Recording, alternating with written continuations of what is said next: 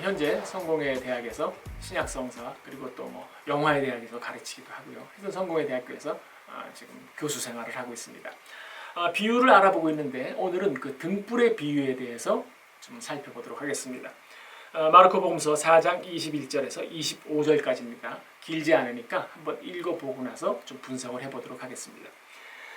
예수님께서 또 그들에게 말씀하셨다. 누가 등불을 가져다가 돛방 밑이나 침상 밑에 두겠느냐? 등경 위에 두지 않느냐? 숨겨진 것도 드러나고 드러나게 마련이고 감추어진 것도 드러나게 되어 있다. 누구든지 들을 귀 있는 자는 들어라. 예수님께서 다시 그들에게 말씀하셨다. 너희는 새겨들어라. 너희가 되어서 주는 만큼 되어서 받고 거기에 더 보태어 받을 것이다.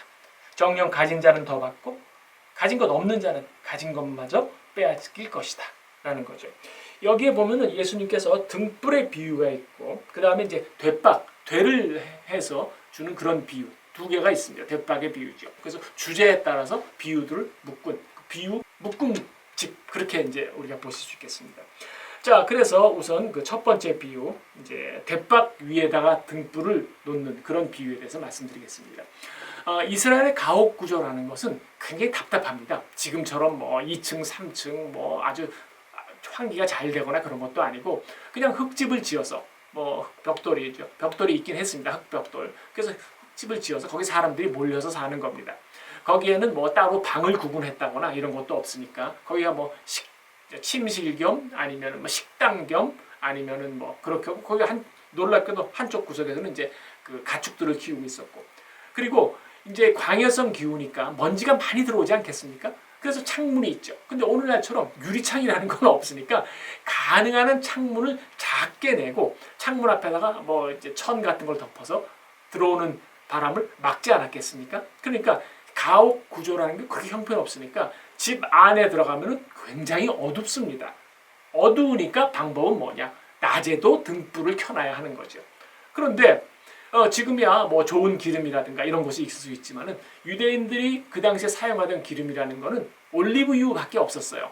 그러니까 올리브 나무에서 짠 기름으로 사용을 하는데 그렇게 짠 기름을 불을 붙이지 않습니까? 등경 안에 넣어서 심지를 이렇게 해서 이제 불을 붙이면은 저도 한번 그 올리브유로 만든 그 등경을 한번 강의 시간에 한번 실험 삼아서 이제 학생들한테 도움이 되라고 켜본 적이 있습니다. 이게 그름이 어마어마하게 납니다. 아주 좋은 기름이 아니니까 그런 거죠. 그름이 어마어마하게 나서 거기서 이렇게 좀 오래 있으면 이제 닫힌 공간에 있으면 온 얼굴이 새카매지게 되는 거죠. 그리고 그름이 언제 많이 나느냐? 올리브를 켜놓았을 때보다 그거를 끌 때 많이 납니다. 그러니까 어떻게 끄느냐? 돛박이 있으면은 돛박을 거꾸로 해서 올리브 그 등경에다가 딱 덮어놓는 겁니다. 그러면 그름이 나더라도 외부로 빠져나오지 않겠죠. 그래서 이 등경을 불을 붙이고 나면은 이제 등경 위에다 얹어놨다가 끌 때는 그 돛박을 덮어서 끈다라는 게 이제 유대인들이 갖고 있었던 생활 지혜입니다. 그러니까 그 가옥 구조를 보면은 이해가 되는 거죠.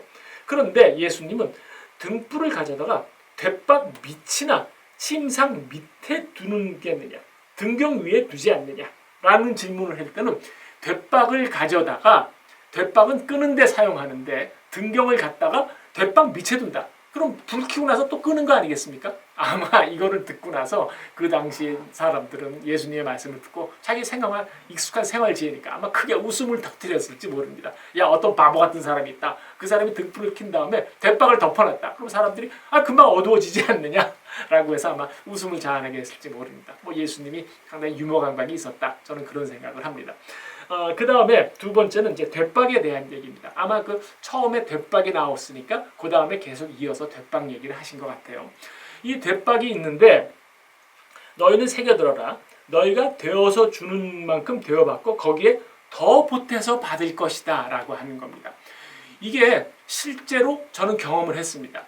저희 어릴 때만 해도 그 이제 이 쌀이 제일 중요했죠. 근데 쌀이라는 게 집에서 쌓아놓고 먹는 경우가 별로 없었어요. 그래서 뭐 정초라든가 큰 선물을 할 때 쌀 한 가마리 선물하면 이게 큰 선물이었습니다. 근데 저 어릴 때만 해도 저희 어머니가 야, 태시야 가서 쌀 좀 사와라. 그럼 이제 쌀집, 싸전집에 가서 이렇게 얘기를 하는 겁니다. 쌀 좀 한 돛박 주세요. 그러면 그분이 쌀을 주는 거죠. 그럼 그거 갖고 이틀도 먹고 사흘도 먹고 그런 거죠.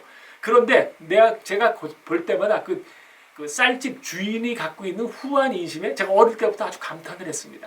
돛박이라는 게 지금 잘 사용하지 않지만 이렇게 네모난 말하자면 박스 같은 겁니다.